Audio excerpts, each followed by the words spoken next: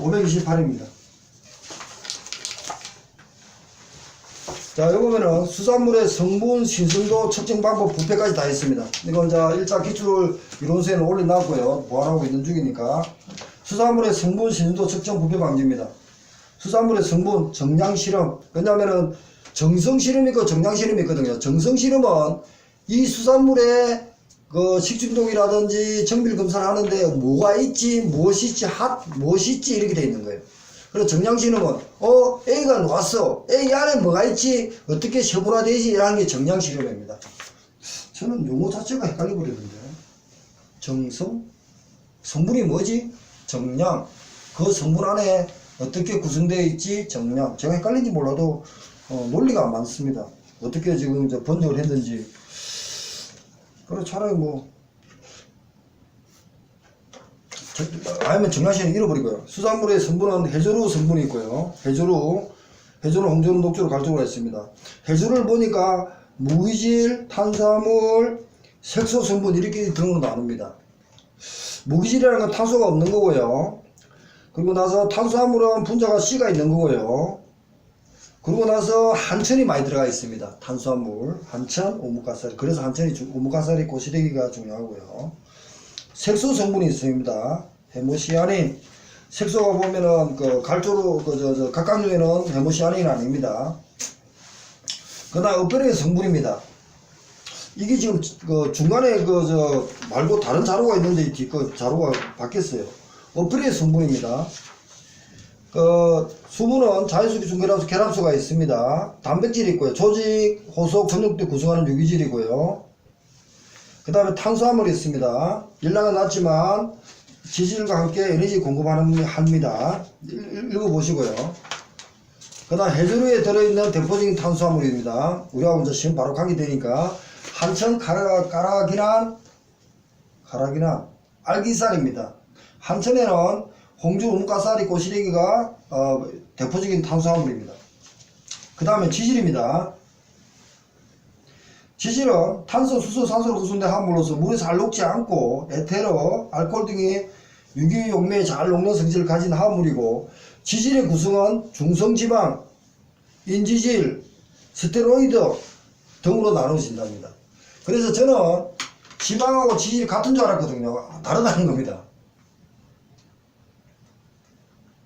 중성지방, 인지질, 스테로이드로 나눕니다. 그래서 우리가 지질을 보면은 오메가3를 지질 안에 불포화 지방산으로 봅니다. 그리고 그 DHA와 EPA가 있는데, EPA는 탄소가 20개, 연결고리 오메가3 5개, DH는 22개, 6개입니다. 역시 행정고시 기출문제니까 준비를 하셔야 되고요. 넘어가겠습니다. 지질 안에 있더라 불포화 지방산. 그 다음에 이제 X성분 아까 전에 있었죠. 이거까지 정리하시기 바랍니다.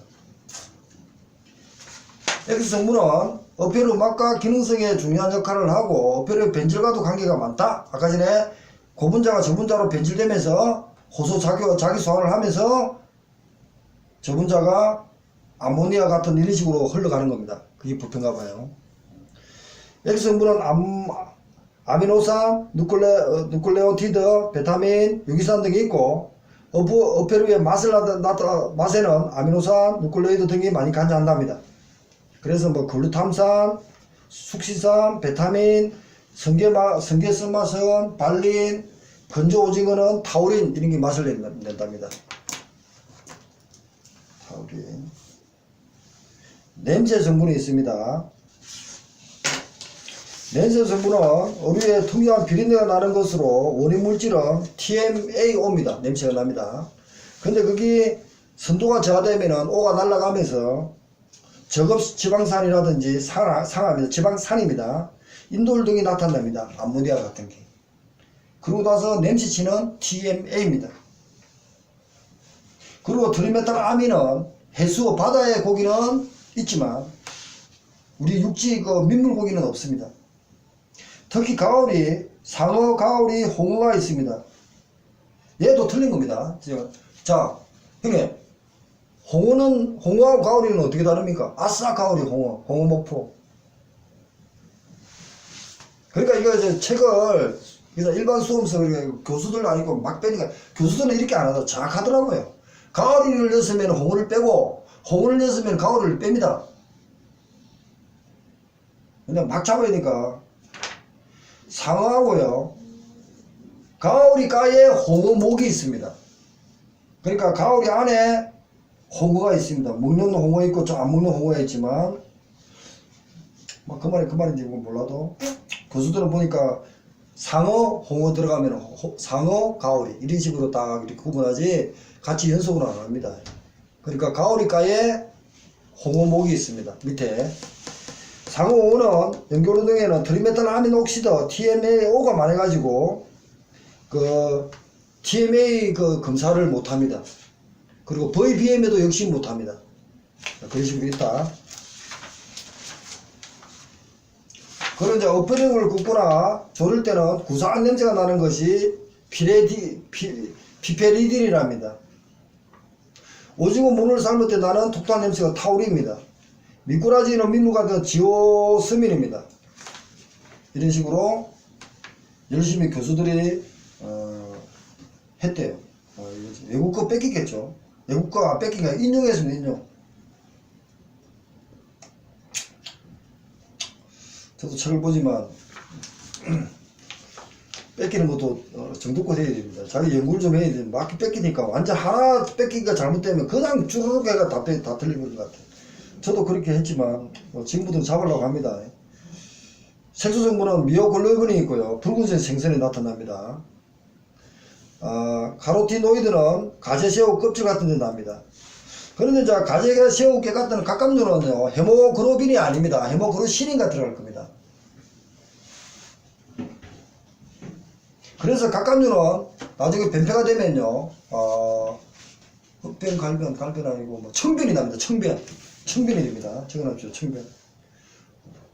청변이 변화가 되는 거고 마오그림에 있는 붉은 색보가 있는 헤모글로빈인가 뭐 이거 있으면요 변질이 되면은 녹변 갈변으로 변합니다.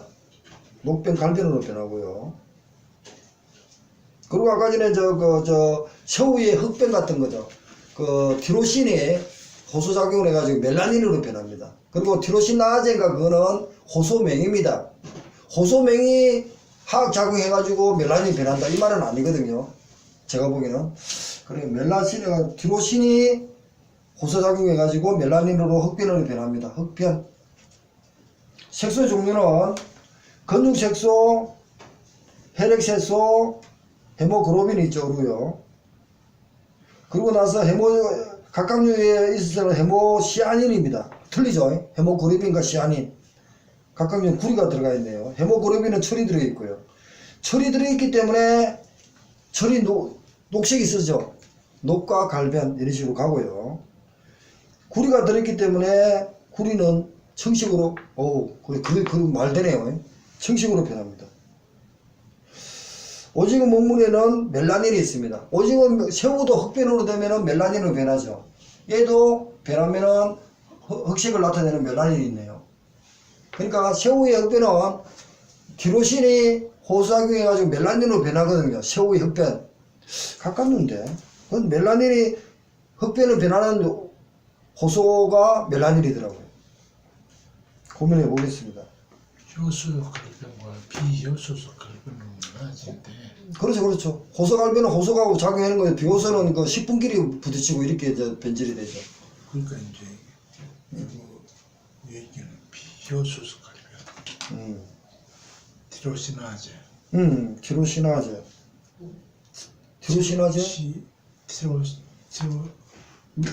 그거는 그거 아닌데? 호소갈변인데 그거는. 티로타제 하고 티로시나제. 아니 쟤는 이름.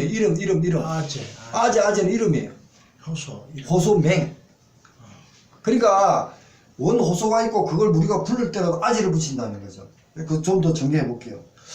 그 다음에 자 지방 안에 우리 지질 안에 불포화 지방산이 있습니다. 그래서 참치, 정어리, 고등어, 가다듬어 같은 것은 포화지방산은 축축되면 우리가 살이 찌면은 나중에 뺑 가는 게 있잖아요. 그게입니다. 20% 있지만 그 불포화지방이 80% 정도 있답니다. 그래서 참치 같은 거 말고 참치 뱃살 같은 게 좋고 그리고 남극에 있는 그 메로 같은 것이 그 불포화 지방산이 많답니다. 메로가 흰색입니다. 아까 전에 그 흰색이 빠르잖아 알잖아. 그러니까 바다에 있는 게 다 적색이 아니고 메로 같은 것도 심해성이 있는데 흰색입니다. 자, EPDH입니다. 저도 이걸 좀 정리해야 되는데, EPDH가 E, D 돼 있거든요. EPA를 먼저 하십시오. 왜? 20개, 5개가, 이중계란 5개, 탄소 20개가 EPA입니다. 면역력 강화, 항암, 콜레스테롤 저하, 동맥경화. 형, 우리 같이 공부하는 사람은 뭘 모여야 됩니까? DHA를 모여야 됩니다. 탄소 22개, 이중계란 6개인데, 당뇨, 암 등의 성인병 예방, 학습 능력 정진, 그리고 시력 향상, 혈액 흐름 촉진, DHA를 모여야 됩니다. 그래서 수험생한테는 기능식품이 DHA가 있다고 녹아 있을 겁니다.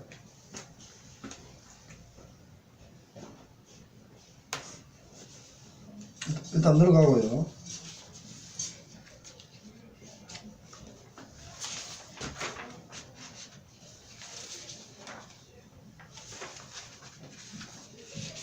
한번 읽어보고 저도 한번 읽어봐가지고 정리 좀 해보겠습니다. 그리고 문제 8페이지 문제 들어가 볼게요.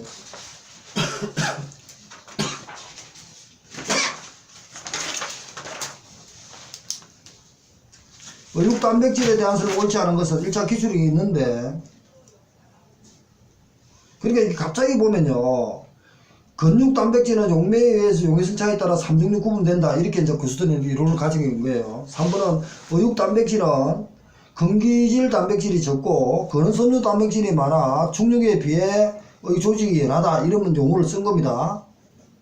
콜라겐은 근기질 단백질로 해당된다, 이런 식으로 했는데, 2번 적색에 비해 근행질 단백질이 적다, 이런 식으로 근행질, 근원섬유 이런 식으로 지금 나중에 업무계 결 행성하고도 관계되거든요. 이런 용어를 이제 써버린 겁니다. 해석은 좀 밑에 되어 있지만 이런 고민을 좀 많이 좀 해봐야 안 되겠나. 적색육은 5분에 근행질 단백질이 많으며 보통육에는 근원섬유 단백질이 많다. 보통육이란 흰쌀이라는 겁니다. 흰색입니다. 그러니까 뭐 흰색은 적색 하면 되지 뭐 혈압육이 어떻고 이런 말을 왜 썼는지 모르겠어요. 제가 무식한지 교수가 똑똑한지는 모르겠습니다. 문서가 그렇게 돼 있어. 에? 뺏기네. 아니 그걸 한국말로 뺏기면 되지. 백색어, 적색어, 백색어 하면 되지 뭐.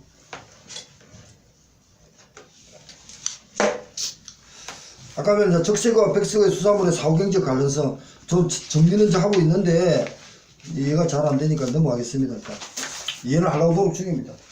그 다음에 이제 어폐류 사회 변화입니다. 아까 전에 이론서도 이걸 바꿀 생각을 하는데 어떻게 바꿀까지 고민 중입니다. 해당 작용, 수산물은 감전된 글리코겐이 분해되면서 에너지 물질 NTP가 감소됩니다.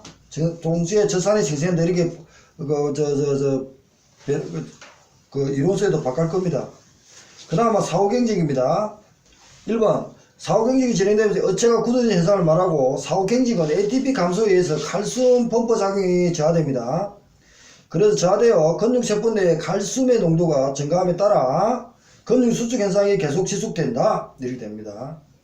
그 다음에 어페르가 죽은 후에는 일정 기간 경과 후에는 근육이 수축되고 탄력성이 잃고 딱딱한 현상을 말하고, 죽기 전에 알코올, 에터리에 노출되면 빠르게 진행된다, 이런 말을 썼습니다. 일단 넘어가겠습니다. 일단 아까 제가 읽은 거 그대로 정리해놨습니다. 그래가지고 답 위에 1번 붉은산 생선은 흰산 생선보다 사후경이 빨리 진행될 수 없다. 틀린 질문이다 이겁니다. 수험 쓰이고 다 있거든요. 저도 뭐 틀고. 그래서 일반적 동일한 조건에는 부가적 단어가 들어가면 맞을 수는 있다는 얘기입니다. 그래서 자 답 밑에 이유가 A, 바다의 해수어 중 포쪽에 사는 어류나 활동이 많은 적색어, 해유성 어류와 담수어 흰색이죠. 보통 사후경직이 빠르고 부패가 빠르다. 일반적으로 흰색어가 사후경직이 빠르다, 일반적인 말이었습니다.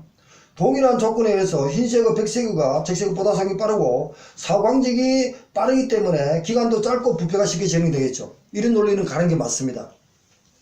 결론은 적색어, 백색어의 경우가 조건이나 전제 없이 어느 것이 빠르다 늦다 이렇게 말하면 안 된다는 겁니다. 아까 말한 메로가 흰색인데 깊은 심해의 바다에 있거든요. 그러니까 그런 거 해버리면은 논리가 안 맞다는 얘기입니다. 그래서 고민을 지금 계속 해보겠습니다. 그래서 맞으면 동일한 조건 하에서 흰색 어류가 붉은 어류보다 사고경이 빠르다. 수상 공무원 기출문제죠. 그죠?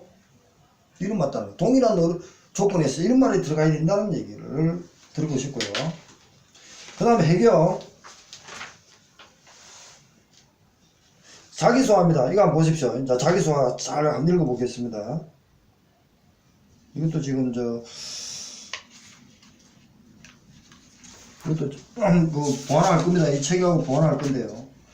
해경과 동시에 단백질, 지방 등 글리코겐 등 고분자가 어체 자체 내에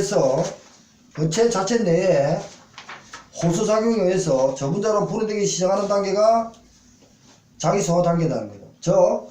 근육 조직 내에 자기소화 작용으로 근육 단백질이 부드러워진다.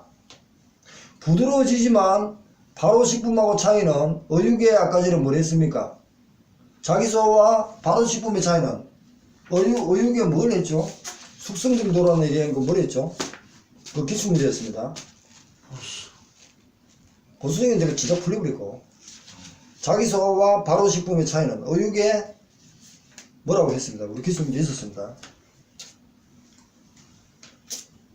어육의 진행 상태가 우리 때 시험이었거든요. 그게 참 교수들이 짧은 말을 탁 던지면서 굉장히 의미있게 탁 던지더라고요. 제가 바로 찾아볼게요. 이걸 2차 쓸 때도 그 말을 계속 써물어야 됩니다. 교수들이 그냥 교수 아닙니다. 어떤 분은 진짜 교수 박사가 있습니다.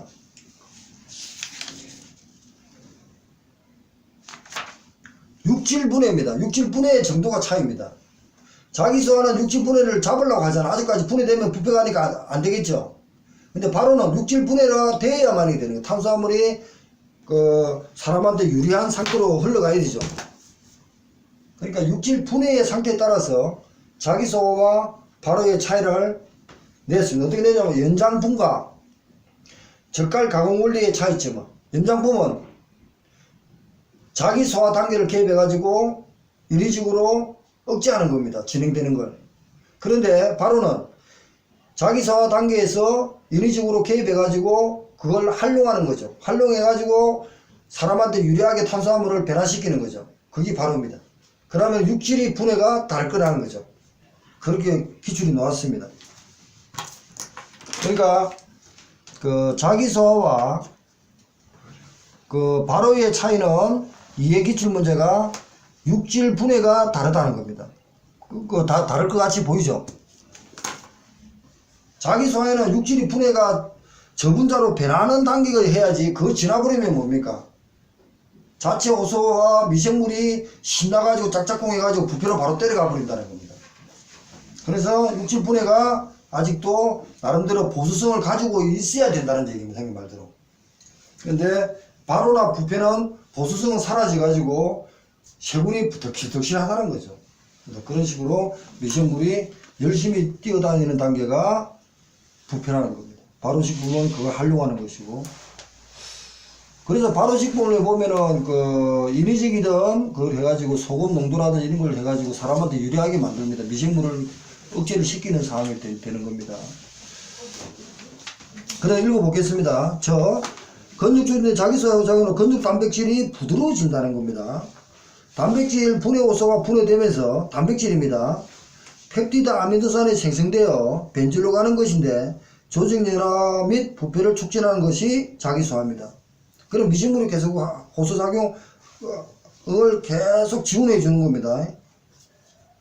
그래서 자기소화에 영향을 주는 것은 어종, 온도, pH고 연해지면서 풍미가 떨어집니다. 아까까지는 맛색이 있었죠. 색깔 같은 느낌인데 그거 다 떨어집니다. 그래서 자기소화를 이용한 식품이 젓갈, 식혜, 식혜류인데 이때는 육질 분해 정도가 더 심해진 거죠. 그렇게 보면. 자, 부패입니다. 저도 지금 이거 가지고 논리가 맞추려고 노력 중입니다.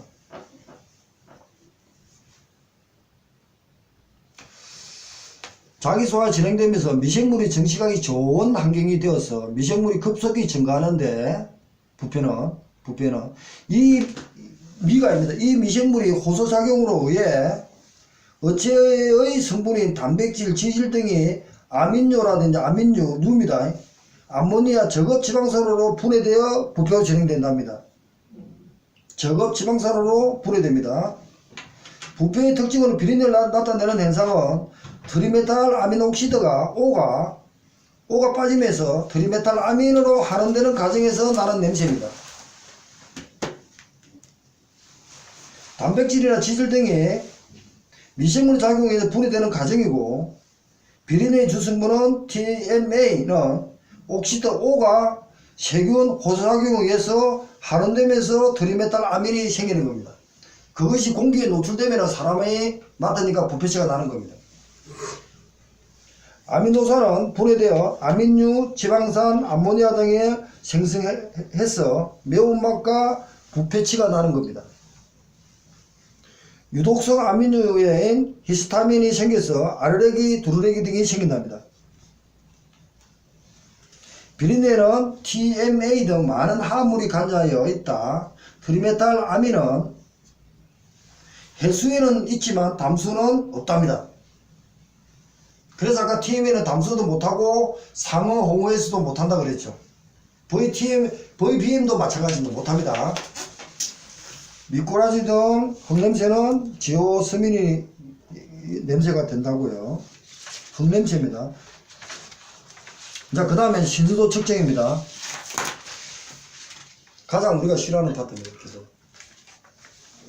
하여튼 그냥 그런 앞하고 넘어갈게요. 저도 계속 검토 중입니다. 자, 13절입니다. 신수 측정이와 간능학 생활학적 방법입니다. 선도 측정 방법으로 서류검사, 간능검사, 생명검사 등이 있는데, 서류검사는 검사, 공무원 등이 합니다.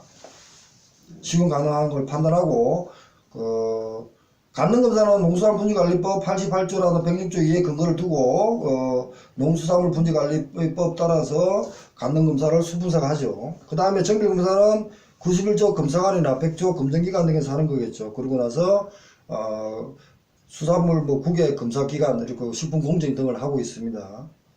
우리는 간능학적 방법입니다. 106조 양의 수품사입니다. 오간입니다. 시각이 먼저 하고요. 그래서 다양하게 경험을 축적해야 될 것 같고요.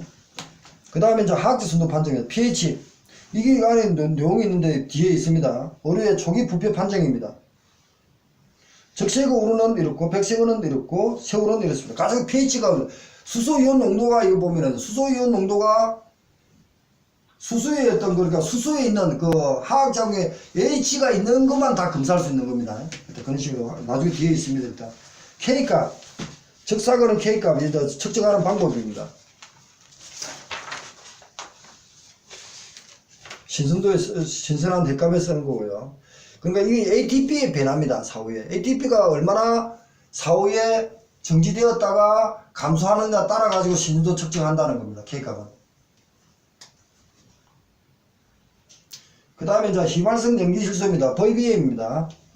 최근에 정리하고 있는 거는 더 잘 돼 있는데 이걸 지금 이상한 걸 빼왔습니다. 제가 다음 주에 또 다시 빼올게요.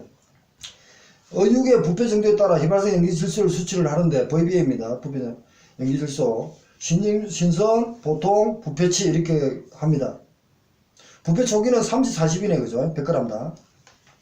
이때 상어, 홍어는 측정할 수 없답니다. 연기 질소가 뭐 그런 게 맞나 봐요. 통째로 갔던 수산 가공 범위는 100g당 15, 20이고, 부패 초기는 3, 40입니다. 1차 기까지 가능합니다. 이렇게 교수들이 보고 있습니다. 트리메탈아민, 아까 금방 했죠. 초기 부패는 일반 어류는 3, 4입니다. 대구는 4, 6이고 g당, 100g당 이렇게 해서. 그리고 민물고기 TMA 판단할 수는 없고 TMA는 아까 전에 말대로 그것도 할 수 없었죠. 홍어, 상어도 못했죠. 그죠? 홍어, 상어도 못했고 위에다가 VBM에도 못했습니다. 홍어, 상어도 못했습니다. 상어, 홍어 또 가오리라도 하면 됩니다. 왜냐하면 가오리까지 속하는 호목이 이렇게 해야 됩니다. 죽은 후에 바로 왜 그러냐면요. 죽은 후에 가오리까지 한번 적어 드릴게요. 얘는요, 이리 있습니다. 가오리과에 속하는 홍우목입니다. 홍우목은 왜 VBM이나 그리고 나서 TMA를 못 쓰느냐 이겁니다. 얘는 이유가 있더라고요. 얘가 지금 얘는 저 상어하고 홍어는 있잖아요. 깽 죽자마자 사후 적시액 있잖아요. 적시 죽자마자 호소가 분해돼 가지고요. 요소가 분해된답니다. 요소가 분해돼 가지고 바로 암모니아가 바로 튄답니다. 변화버린다. 그러니까 변하니까 바로 변하면서 부피치가 바로 발생한답니다. 죽자마자 부피치가 발생했는데 신선도 측정할 수가 있겠습니까? 이런 이론인데 좀 더 보완할게요. 요소가 바로 죽자마자 분해돼 가지고 암모니아가 변화가 된답니다. 그러고 나서 바로 변화되는 거에 부피치가 발생하는데 이 부피치가 TMA잖아요. VBM도 마찬가지고. 그러니까 신선도보다도 죽자마자 바로 발생하기 때문에 이거는 죽고 생사 후에 신선도 측정을 해야 되는데 얘는 상어 홍어는 죽자마자 암모니아가 바로 변하면서 부피치가 생겼는데 측정할 수가 있냐 얘기죠. 다른 그 방법으로 측정을 할 수밖에 없다 이런 얘기로 지금 교수들 책에서 있습니다. 좀 보완하겠습니다. 그 다음에 생물학적 방법입니다. 젤리육이라는 것을 VBM 측정도 다니까 어떻게 pH 예, 그건 뒤에 있습니다. 뒤로. 예, 저도 잘 모릅니다. 뒤에. 자, 그 다음에 생물학적 방법입니다. 생물학적 보니까 어째 생물에 측정하는 선도 이상 여부를 하는데 시간이 많이 소요되는 게 장점입니다. 실험실 가야 되니까. 그람당 세군 쓰고 10만 마리 이하는 신선, 10만 마리에서 100만 마리는 초기 부패, 1,500마리 이상은 부패로 세군이 발각을 하면은 그렇게 본답니다. 그 다음 수소이온 농도 이겁니다. pH입니다. P는 소문자, H는 대문자로 써야 됩니다. 화학자의 정의를 한답니다. pH가. 그래서 pH를 할 때 pH가 7은 중성이고 알로는 산성, 칠루로는 염기성, 알카리성 이런 식으로 합니다. 다음 포인트입니다. 제 나름대로 우리 저 김기용 친구하고 의논해가지고 그 친구가 의대로 놓았으니까 이런 거 진짜 잘하더라고요. pH가 낮아지면 산성도가 높아진다. 저는 잘 그렇게 지금 낮아지는 걸 측정하여 수산물의 신도를 측정하는 것이다. 이 산의 산성입니다. 화학 반응으로 인하여 어체의 자기소화 단계를 진행한 후에 부패로 진행되고 세군이 더 활성화된다. 이걸 측정하는 것이 pH다. 이렇게 이제 전제를 깔은 겁니다. 교수, 그 학자들이. 그 학자가 이름은 밑에 있습니다. 이야기. 수소이온 농도 pH는 pH 3이 pH 9보다 높다고 합니다. pH 3은. 이제 우리하고 지금 완전, 그래요. 그 다음에 pH 자체로 높다고 하는 개념은 pH 9가 pH 3보다 높다고 의미합니다. 뱅글뱅글 합니다.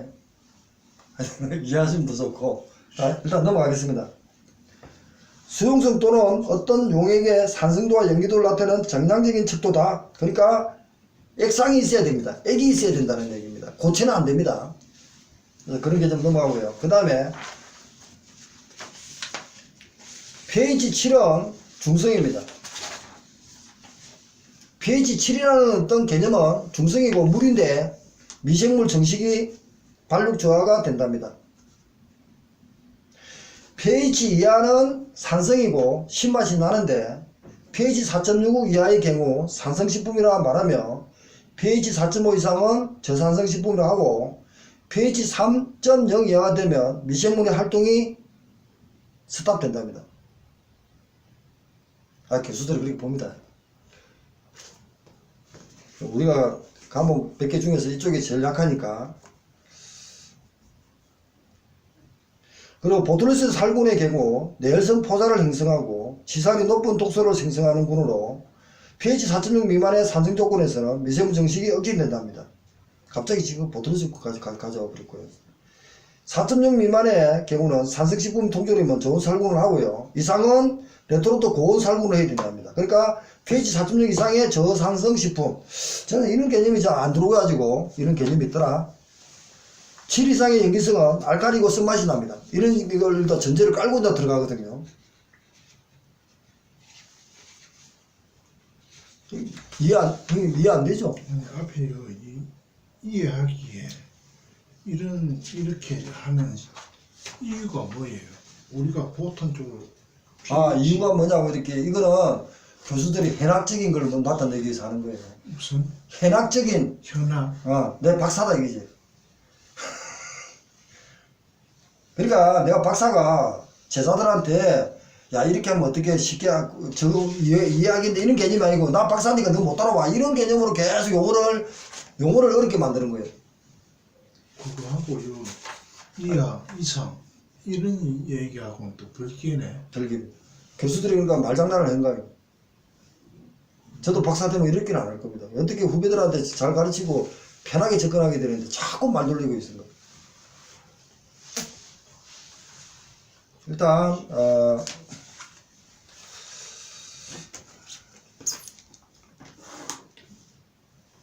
그 수학 전후 수산물 변화를 지금 하고 있고요. 조금 끊고 바로 또 하겠습니다. 이거 금방 끝납니다, 오늘은.